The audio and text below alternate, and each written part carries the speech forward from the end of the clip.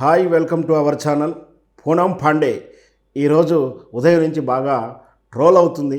వాస్తవానికి నిన్న Poonam Pandey చనిపోయినట్టు, cervical cancer గర్భాశయ ముఖద్వారానికి వచ్చేటటువంటి క్యాన్సర్ వల్ల చనిపోయిందంటూ నిన్న మార్నింగ్ నుంచి వార్త వైరల్ అయింది. ఈరోజు అనూహ్యంగా నేను బ్రతికే ఉన్నానంటూ తాను మీడియా ముందుకి ఒక వీడియో రిలీజ్ చేసింది Poonam Pandey. I'm alive. I didn't die because of cervical cancer. Unfortunately, I cannot say that about those hundreds and thousands of women who have lost their lives because of cervical cancer. It is not because they couldn't do anything about it, because they had no idea what to do.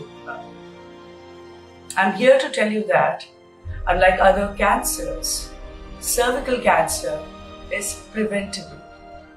All you have to do is you have to get your tests done and you have to get HPV vaccine.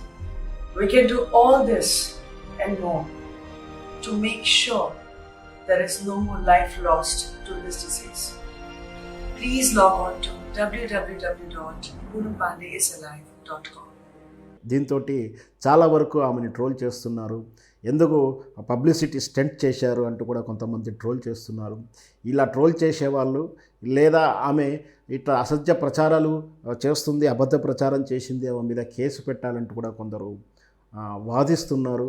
ఆమె troll చేసేవారికి కానీ ఆమె మీద case పెట్టాలి అనుకునే వాళ్ళకి కూడా తెలియాల్సింది ఏంటంటే, ఆమె ఎందుకోసం ఆ కాజ్ చేసిందో తెలుసుకునే ప్రయత్నం చేస్తే అది ఎంతవరకు సమంజసం అనేది కూడా అర్థమవుతుంది. పూనం పాండే సర్వైకల్ క్యాన్సర్ తోటి బాధపడుతుందని పిఆర్ఓ సోషల్ మీడియాలో ఒక వార్త పోస్ట్ చేశాడు. దాని సారాంశం ఏమిటంటే, సర్వైకల్ క్యాన్సర్ తోటి పూనం పాండే మరణించిందని సోషల్ మీడియాలో వివరాలు పోస్ట్ చేయడంతో ఒక్కసారిగా దిగ్భ్రాంతి చెందారు చాలామంది సినీ అభిమానులు, పూనం పాండే అభిమానులు. దాంతో నేనంతా కూడా సోషల్ ప్లాట్ఫామ్ మీద పూనం పాండే గురించి, తర్వాత ఈ సర్వైకల్ క్యాన్సర్ గురించి డిబేట్ చేశారు.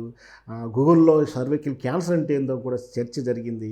దాంతోపాటు సోషల్ ప్లాట్ఫామ్లో కానీ యూట్యూబ్ ఛానళ్ళలో కానీ స్త్రీలు గర్భాశయ క్యాన్సర్ ద్వారా ఎలా చనిపోతారంటూ కూడా గర్భాశయ క్యాన్సర్ గురించి కానీ స్త్రీ వ్యాధి నిపుణుల గురించి డిబేట్ కూడా చేయడం జరిగింది. అంటే ఇక్కడ ఏంటి పూనం పాండే చెప్పింది ఈరోజు వీడియోలో అదే. పూనం పాండే ఏం చెప్తుంది అంటే, గర్భాశయ క్యాన్సర్ గురించి అవేర్నెస్ క్రియేట్ చేయడానికి నేను ఈ విధంగా చెప్పాను, ఏ ఉద్దేశంతో అయితే చెప్పానో ఆ ఉద్దేశాన్ని నెరవేరిందిగా భావిస్తున్నానంటూ ఈరోజు తాను ఒక వీడియో రిలీజ్ చేసింది సోషల్ ప్లాట్ఫామ్లో.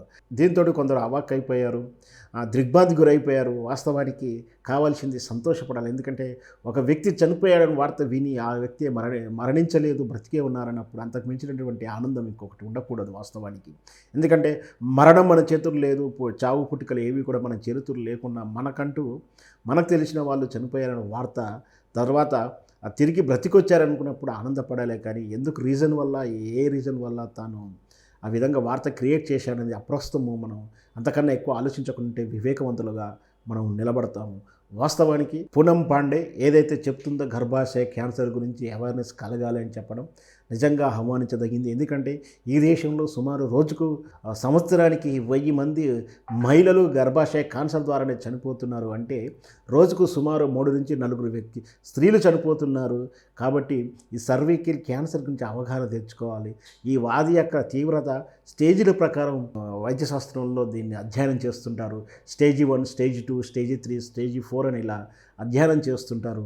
సహజంగా ఈ సర్వైకల్ క్యాన్సర్ అవగాహన లేక చాలామంది చదువుకున్నటువంటి విద్యావంతులకు కూడా ఈ స్టేజ్ ముదిరిన తర్వాత 3rd స్టేజ్లో 4th స్టేజ్లోని ఐడెంటిఫికేషన్ చేయడం, దాని తర్వాత కొన్ని సందర్భాల్లో ట్రీట్మెంట్ చేసినా కూడా దక్కని సందర్భాలు కూడా ఉండే స్టేజ్లో కానీ గుర్తించగలుగుతున్నారు. కాబట్టి ఇది ప్రాథమిక దశలో ఉన్నప్పుడే సర్వైకల్ క్యాన్సర్ అంటే ఏంటి, దానివల్ల తీసుకోవాల్సిన జాగ్రత్తలు ఏంటి, నివారణ ఏంటి, ఈ ఆలోచన ప్రజల్లో కలగాలని చెప్పి ఒక మంచి ఉద్దేశంతో పూనం పాండే చేసినప్పుడు ఆహ్వానించాలి తప్పించి ఆమె మీద లీగల్ యాక్షన్ తీసుకోవాలను, లేకపోతే ఇలా అలా చేస్తూ మా అందరిని బకరాలు చేశావని ఆమెను ట్రోల్ చేయడం నిజంగా అనైతికమవుతుంది. ఆమె చేసిన చర్య నైతికమా అనైతికమే కాకుండా ఆమెను ట్రోల్ చేయడం ఖచ్చితంగా అనైతికమవుతుంది. మంచి కాజు గురించి ఆమె చేసినటువంటి ఈ ప్రయత్నం మనం అందరం ఆహ్వానిద్దాం.